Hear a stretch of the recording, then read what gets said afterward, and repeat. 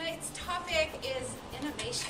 It's actually one of my favorite topics because I think if you don't innovate, and you don't reinvent, don't figure out how to do that, we not only are, I think, less fulfilled in personal life, but we also are probably not going to really meet our potential professionally or within our business either. So what I wanted to do is I asked a couple of innovators, companies that basically live and breathe innovation, to come and share with us, not only what they do and what makes them so innovative, but kind of the how-tos. What do you do with your ideas, and how do you generate ideas? And then, so I have two wonderful guests here. The first one is Mike Stempel. Mike is a serial entrepreneur. He's had 14 different companies, and he's going to introduce kind of all of that to you. But he's also a really great innovation speaker. He was one of the key speakers at Demo Gala recently, and I've met him at a couple of technology and startup events, and he's just a really generous and really great person to get to know, so make sure you spend some time with him as well. And then we have Riley Gibson over here, and he's with Napkin Labs. He's one of the co-founders, along with Warren, who's hiding over here in the corner. And Napkin Labs is a company that started at Sterling Rice in the innovation section, and basically their entire business is around innovation and how to enable it. And he'll introduce himself and his company as well. So welcome, everyone. I'm going to start with Mike. Thank you all again for coming. Howdy. And I view the world a little bit differently than a lot of people. I don't like the term entrepreneur. I think it's been diluted heavily. So I really don't call myself an entrepreneur. I call myself an innovator. Because I believe entrepreneurs fall into two buckets. You're either an innovator or an operator. Operators are the people that buy franchises. They have the entrepreneurial spirit, but they want to paint within the numbers and basically take someone else's ideas and runs with it.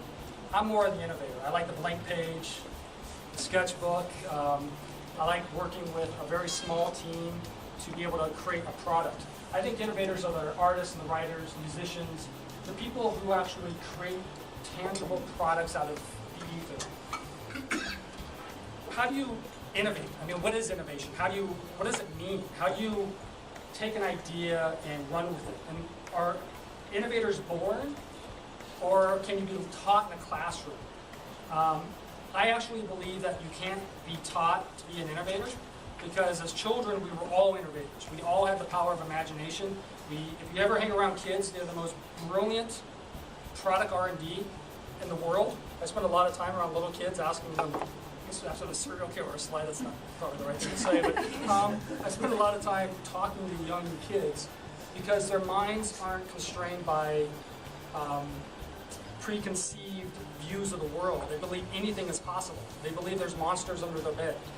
And when I run ideas by them, sometimes the best ideas come from young kids because they have no filters that they usually run through. So that's where Warren and I hatched the idea of Napkin Labs, which is really how can we leverage collaborative technologies online to tap global networks of individuals to help build ideas and then co-create those ideas with companies into something that's actionable.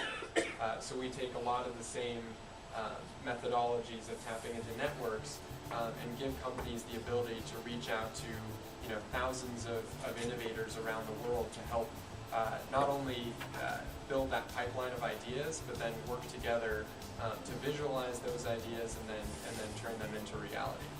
So I think that networks and community are so important to innovation, and that's kind of a truism I think across a lot of industries. That's one thing that's hard to talk. It's really hard to talk about innovation because if you're talking about it relative to Sony versus a CPG company, those innovation processes need to be very different. So innovation is one of those things where context is incredibly important. But I think community is one of those things that's always there.